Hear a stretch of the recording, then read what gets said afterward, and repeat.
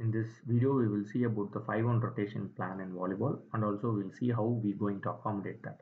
Okay, and we'll start with zones and positions first, and we will see about the basics of defense, and we will see how to implement that in 5-on rotation. And the biggest challenges we have in understanding 5-on rotation is how the setter is going to set from the back row. So I've kept it as a separate section, and also we have a lot of confusions during the serve receive positions. So I've kept that also as a separate sections. Okay, I will try to keep this video short, which is 15 minutes and less. Let's see how it goes. Okay, said that we'll start with the zones and position first. So the zone number starts from here: 1, 2, 3, 4, 5, and 6. Okay, so the zone 1 we call it as right back, and the zone 2 we call it as opposite hitter. Zone 3 is the middle hitter. Zone 4 is the outside hitter. Zone 5 is left back. Zone 6 is middle back.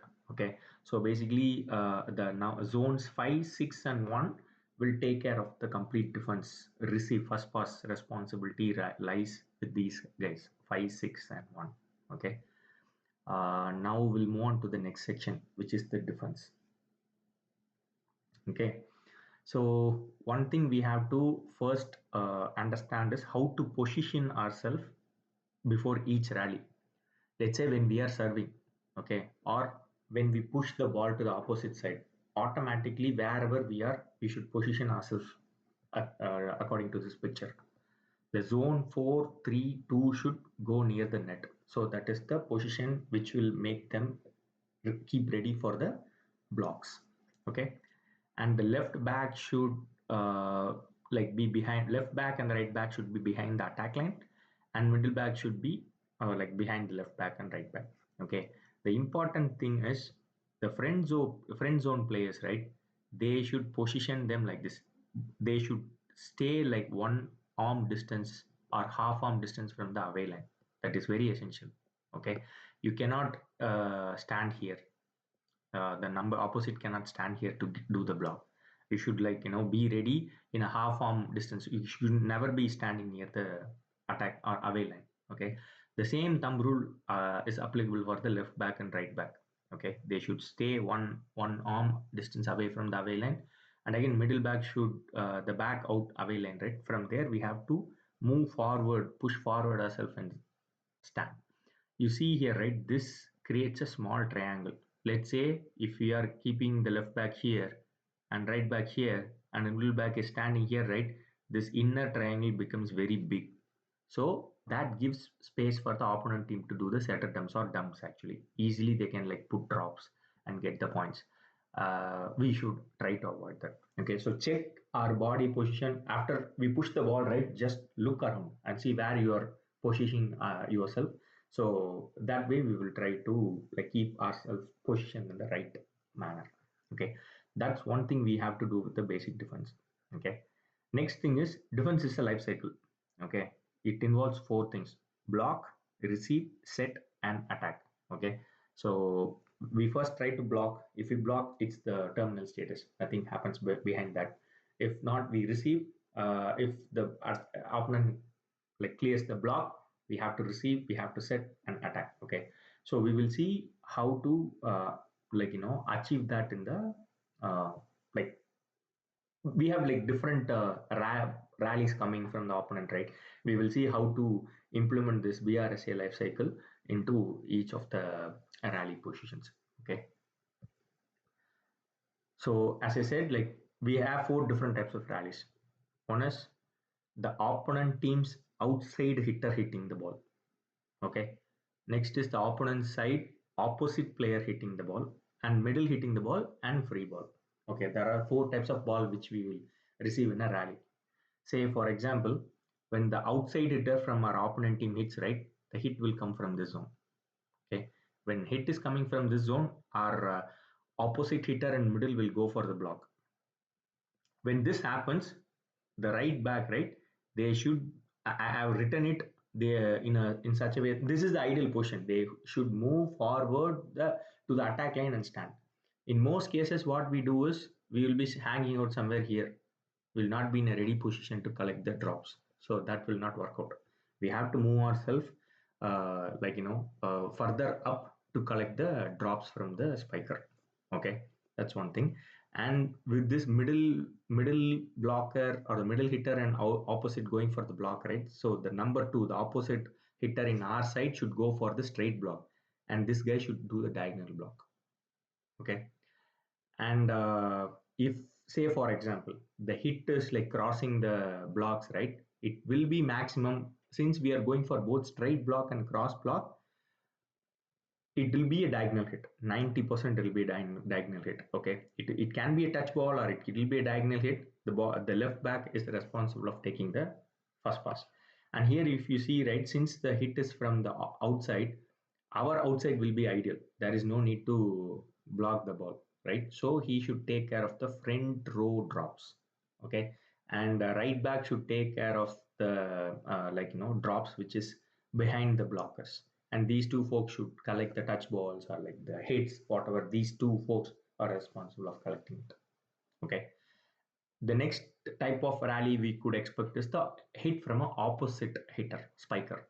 Okay, so when that happens, like the zone 4 and 3 person will go to the block. The left back should move himself forward to collect the drops, and number zone 2 should take care of should take care of the front row drops, and middle back and right back should take care of the hits. Okay, so this is exactly the vice opposite of what we discussed here. Okay, and when we get a hit from middle, right, hits from the middle are always challenge. Okay, it's not like pretty straightforward. There are like a lot of things it could happen. So the best thing which we want to discuss is here how to position ourselves. Since the hit is from the middle, right, middle is, if we are smart enough, 4 and 3 or 4-3-2 should 3 and 2 should go and do the blocking. But the least optimal place is our middle hitter going for the block. Okay, and this 4 and 2 should like collect the drops anywhere, and the left back right back should collect any dunks, and mid, and say for example, right, if our middle blocker is going for the block, right, if the person is trying to hit, it will be most obviously will be coming straight, mostly straight, or like it won't be a diagonal hit for sure. Okay, so that is one. That's the thing. I'm finding it difficult for me to explain the middle hits. Middle hits are always like challenging. Okay, so but one thing we need to make sure is we should position ourselves like this to like collect it. Okay, we should not leave this gap. Say for example, right, if you can't stand like this, if you stand like this, the triangle will be big. That guy will be easily dunking. So we should shrink ourselves. The left back and right back should shrink, like they come close enough to adjust that gap so that we'll be able to like do optimal defense. Okay, and the next case is free ball. Okay, with free ball, left back, middle back, right back should take the first pass. 4-3-2, the friend zone players do not think about first pass at all. If it is a first pass, go to your ideal base position or a spike position and get ready. And once we sense that it's a free ball, one of us will give a call. Okay, I'll try to give a call. Okay, whenever that happens, the left back, middle back, right back, go volunteer and take the first pass. Say for example, the ball is landing here, flying. It's if it is a short drop, there is no other go. This guy has to take. Okay, if it is like some free ball is coming with like good height and it is landing in here, the middle back or the left back should move forward. They should call for the ball and take the first pass. You should not let middle take the first pass. Middle, like just move away and keep yourself in a position that you can. You should try to finish the ball. Free ball is a productive, zone or a productive thing which we get. We need to make sure once we get the free ball, it should be a finish. Okay. In order for that to happen, the first pass should come from the middle, the defense zone, not from the friend zone. Okay, for that we need to be more proactive. We should call for the ball, we should sense, and we should adjust to our own position, and do not set the ball close to the net. It should be away from the net. Okay, do not give the first pass close to the net. just few inches away from the net, and it has to come in a good height to the setter. Okay, that's ideal. Okay, now we will see the 5-1 and its advantages. Okay, with 5-1, setter gets to set the ball the whole game. Okay, that's the first advantage. And setter gets minimum 3 zones to set. In every position, he will get 3 zones to set. And again, always we will have 3 blocks available. Okay, there will not be any shortage of blocks. 3 blocks will be available. Okay, so in a quick, like the quick insight of what will happen when the setter is in the back row, I'll explain that first. Okay, so when the setter is in the back row, right, the base position of the setter is always zone 1. Okay, and the setter will start here. Okay, we have 4 phases, right? Block, receive, set, and attack. So out of the 4 phases, the first 2 phases, the block and receive, the setter will be here. Okay, in the back row, the setter will be standing in the zone 1. After the block and receive phase, the setter should move forward and do the setting. During the setting, during the positioning himself, this is the setting position. Okay, this is the base position. This is the setting position. So this is how the setter will play when he is in the back row. Okay, it can be any position. It can be zone 6, zone 5, or zone 1. After the first ball in the rally, after we do the serve, the setter should move here when the setter is in the back row. That's point 1. And after the block and receive phase, the setter should move forward and do the setting from the setting zone. And the setting zone is not zone 2 or not zone 3. It's between zone 3 and zone 2. Okay, it's in between. It's not like always extreme right or extreme middle. It is in between middle and right. Okay, so that is how the setter in the back row will play. And when in the setter is in the front row, right, the setter will be always positioned in zone 2. Okay, it's pretty straightforward. We are doing the same in our 4-2 rotation today. Okay, and one thing is to understand is when the setter is in the back row, he is responsible of 2 things. In certain cases, since setter is at zone 1 is right back is responsible of receiving also. So when the setter is in the back row, he is responsible of receiving and setting, and setter cannot block at all. When setter is in the front row, setter is responsible of blocking and setting. He will not take the first pass. Okay, that's as simple as that. So when setter is in the back row, right? Let's see how the setter will position himself during like various rally types. So we saw outside hitter hitting, opposite hitter hitting, and all other stuff, right? Let's like quickly see how the setter is going to react when he is in the back row. Okay, when he is in the back row, uh, like irrespective of the zones 1, 6, and 5, his base position will be here, right? Like zone 1, he'll be standing somewhere here. And when the outside is hitting, the number zone 3 and 2 will go for the block. Setter should go move forward to collect the drop. Okay, these 3 folks should take care of the first pass. These 2 should block. 4 LB and MB should take the first pass.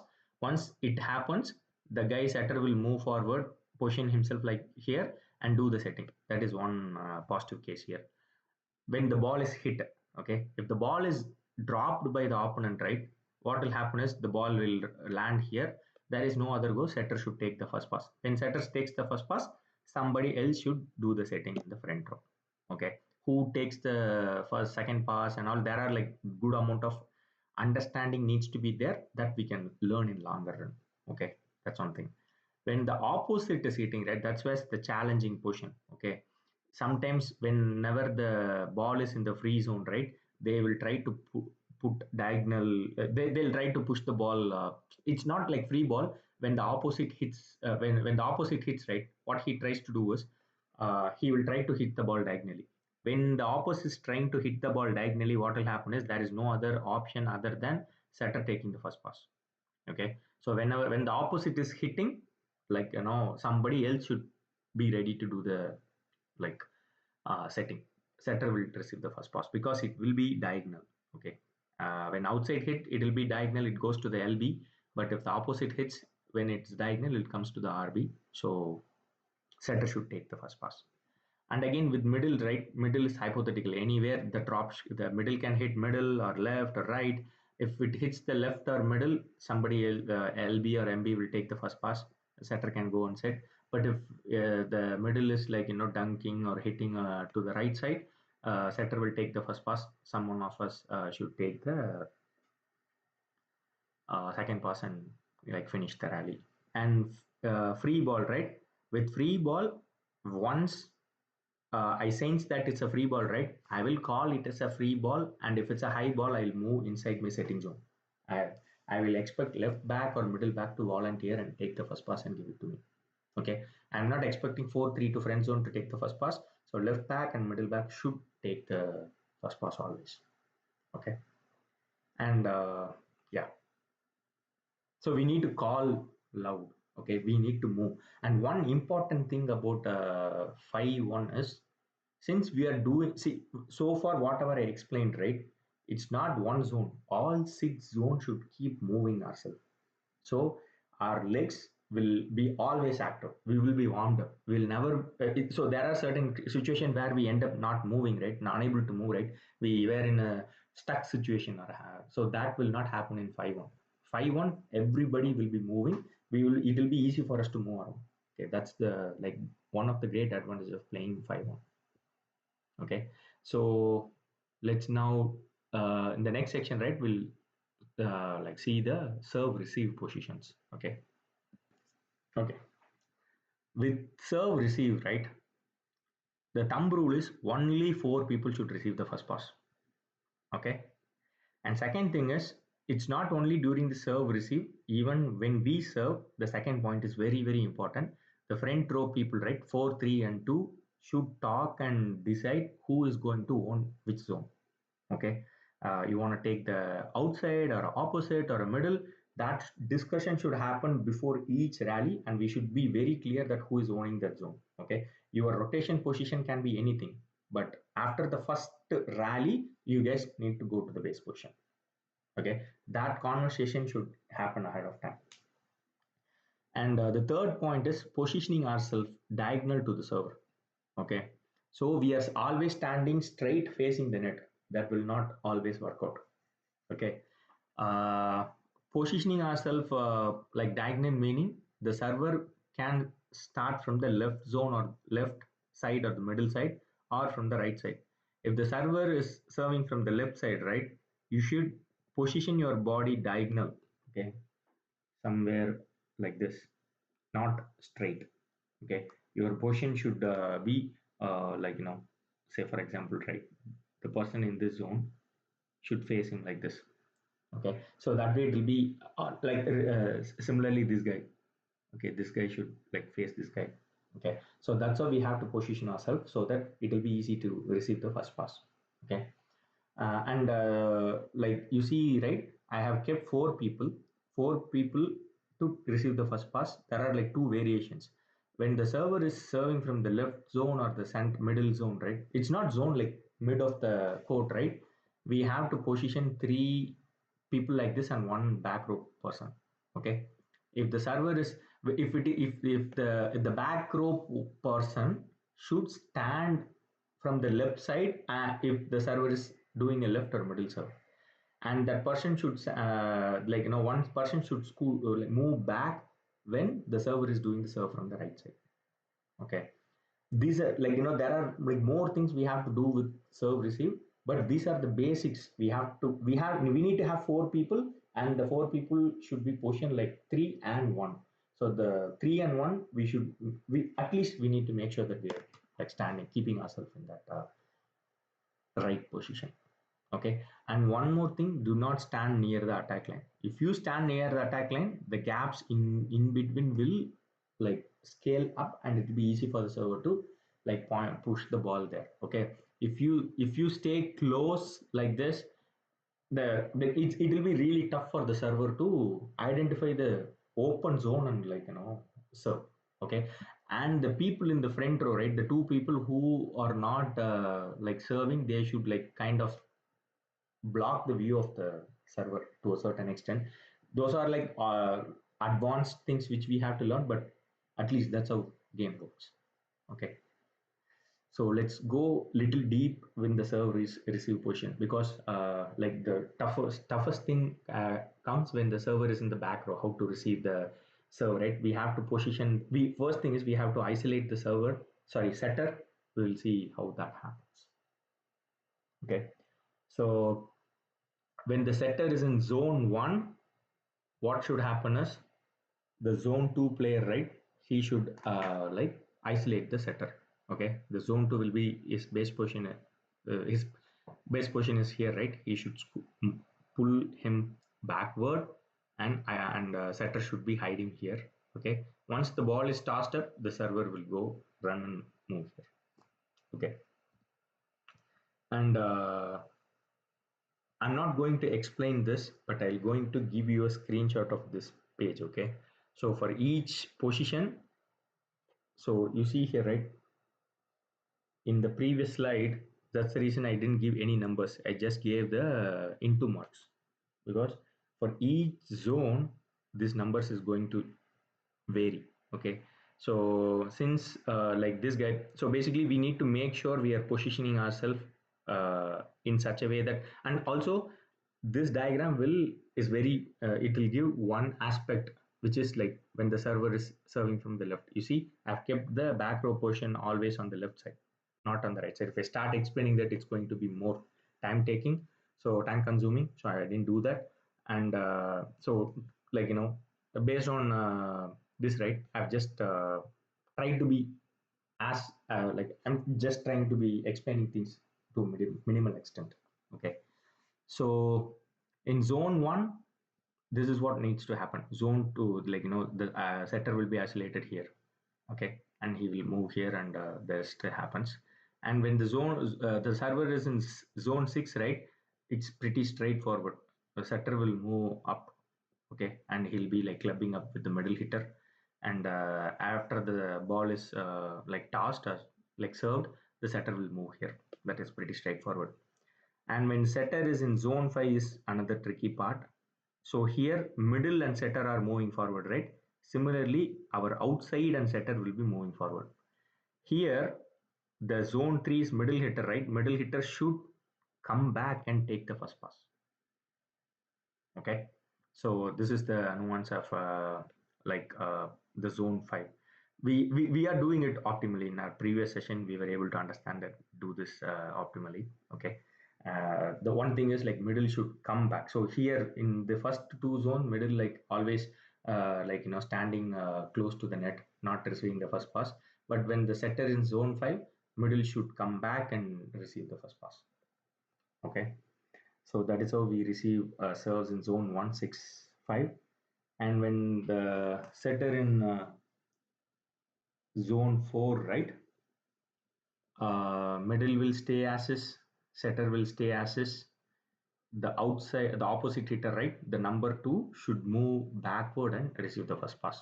Okay, so that's the thing. And since we have 3 hitters, right, one outside, middle, and setter will be positioned in the front row.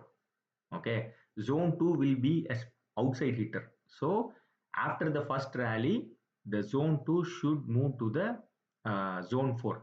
He should switch to the outside zone and hit the ball from the next zone. Okay, zone 2 will be outside hitter, and he should switch to zone 4 after the first rally.